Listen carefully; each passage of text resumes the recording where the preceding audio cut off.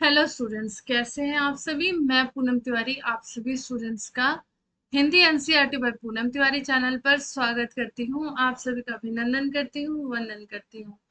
और आप लोगों ने इस पाठ का जो भोर और बरखा है, पाठ नहीं है ये, मीरा मीरा जी के पद हैं जो उन्होंने गाए हैं। ये गीत है और इसे संकलित करने का काम किया है नरोत्तम दास जी ने। तो उनके गीतों को यहाँ पे दो पद हैं, ठीक है, और हम लोग उसको पढ़ेंगे। बहुत ही खूबसूरत है।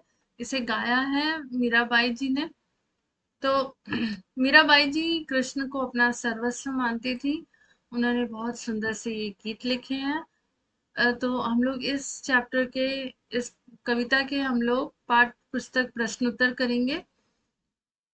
बंसी वाले ललना मोरे प्यारे लाल जी, कहते हुए यशोदा किसे जगाने का प्रयास करती है, कौन कौन सी बातें कहती है। तो बंसी वाले ललना मोरे प्यारे लाल जी, कहते हुए यशोदा जी श्री कृष्ण को जगाने का प्रयास कर रही हैं। वे उनसे कहती हैं कि मेरे लाल जागो, रात बीत गई है, सुबह हो गई है, सब घरों के दरवाजे खुल गए हैं, गोपियां दही बिलो रही हैं, मतलब दही बना रही हैं, मट्ठा निकाल रही हैं, और तुम्हारे खाने के लिए मन भावन मक्खन निकाल रही हैं।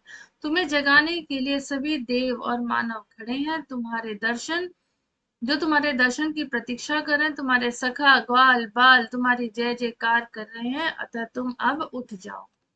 नीचे दी गई पंक्ति का आशय अपने शब्दों में लिखिए। माखन रोटी हाथ मुंह लीनी, गौवन के रखवारे, मतलब गायों की रखवाली करने वाले तुम्हारे मित्र ग्वाल लोगों ने रोटी और मक्खन लिया है। वे तुम्हारी प्रतीक्षा कर रहे हैं। हे कृष्ण, अब उठ जाओ, अब उठो और जाओ।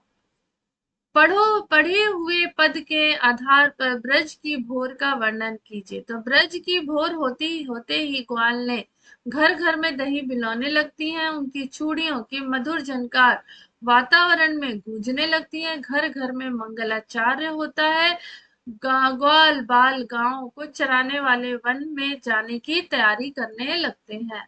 मीरा का सावन मन भावन क्यों लग रहा है। मीरा को सावन मन भावन क्यों लग रहा है, क्योंकि इसलिए लग रहा है क्योंकि सावन की फुहारे में मन में उमंग जगाने लगती है कि श्री कृष्ण के आने का आभास हो गया है।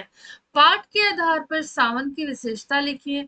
तो सावन के आते ही बादल चारों ओर से घुमड़ घुमड़ कर विचरण करने लगते हैं। बिजली चमकने लगती है, वर्षा की नन्ही नन्ही बूंदें बरसती हैं, शीतल हवाएं बहने लगती हैं और मौसम सुहावने लगने लगते हैं। मीरा भक्ति काल की प्रसिद्ध कवयित्री थी। भक्ति काल को हिंदी साहित्य का स्वर्ण युग कहा जाता है, ठीक है, स्वर्ण युग भी कहा जाता है। इस काल के दूसरे कवियों ने के नामों की सूची बताइए। तो कबीरदास ने बीजक लिखा है, सूरदास सूरसागर, तुलसीदास रामचरितमानस, जायसी पद्मावत। सावन वर्षा ऋतु का महीना है। वर्षा ऋतु में से संबंधित दो अन्य महीनों के नाम लिखिए। सावन वर्षा ऋतु का विशेष महीना माना जाता है, लेकिन सावन से पहले के महीने आषाढ़ में, सावन के बाद के महीने भादो में भी कई बार वर्षा हो जाती है। सुबह जगने के समय आपको क्या अच्छा लगता है। सुबह जगने के समय मुझे अच्छा लगता है कि मेरी माँ सामने हो। कृष्ण को गौवन के रखवारे कहा गया है, जिसका अर्थ है गौओं का पालन करने वाले। इसके लिए एक शब्द गोपाला या फिर गोपालक। अब देखो यहाँ पर रेखांकित है, दूसरी पंक्ति में भी देखो, नन्ही नन्ही बूंद, नन्ही नन्ही बूंदन मेरा बरसे, घर घर खुले किवारे। तो ये वाला जो है ना, इसी को हम क्या बोलते हैं, पुनरुक्ति बोलते हैं, पुनरुक्ति अलंकार बोलते हैं। जब एक ही वर्ड दो बार है, दो से अधिक नहीं है, दो बार है, इस प्रकार दो दो वर्ड आ, जैसे मीठी मीठी, फूल फूल, तो ये क्या है, पुनरुक्ति अलंकार का उदाहरण है, ठीक है, पुनरुक्ति अलंकार। विशेषण पुनरुक्ति, गरम गरम, माँ ने गरम गरम पकौड़े बनाए, तरह तरह बगीचे में तरह तरह के फूल खिले हैं। तो ये फूल आपका संज्ञा है, पकौड़े संज्ञा है। इसकी विशेषता क्या बता रहा है? गरम गरम, तरह तरह। रमा ने सुंदर सुंदर साड़ियों का चुनाव किया, साड़ियां आपकी संज्ञा है, सुंदर सुंदर क्या है? विशेषण है। शबरी ने मीठे मीठे बेर राम को खिलाया, तो बेर क्या है? ये संज्ञा, और मीठे मीठे आपके विशेषण है। अब देखो संज्ञा। नेताओं ने गली गली में प्रचुर प्रचार शुरू किया, सरकार ने गांव गांव में कुएं खुदवाए, मोहल्ले का बच्चा बच्चा। राम लक्ष्मण और सीता वनवास के समय वन वन भटके, तो ये क्या है? गली गली, गांव गांव, बच्चा बच्चा, वन वन, ये आपके संज्ञा है। कृष्ण को गिरधर क्यों कहा गया है? इसके पीछे कौन सी कथा है? तो कृष्ण को गिरधर कहा गया है क्योंकि उन्होंने गोवर्धन पर्वत को अपनी कानी उंगली पर क्या किया था?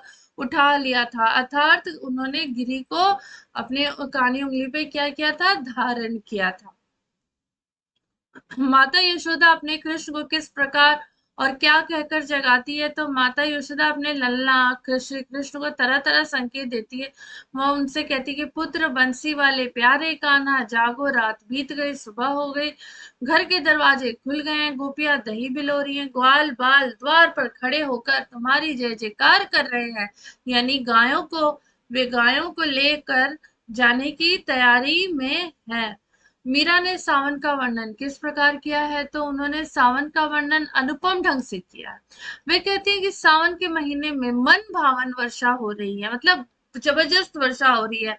अब सावन के आते ही, बारिश के मौसम आते ही मन में उमंग आ जाती है, और उन्हें लगता है कि श्री कृष्ण के आने की उन्हें भलक लग गई है।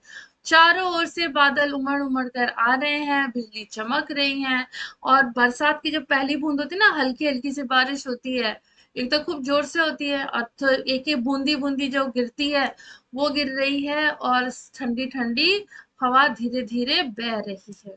तो उम्मीद करती हूँ कि आपको इस पाठ का भावार्थ भी समझ में आया होगा, और प्रश्न उत्तर भी समझ में आए होंगे।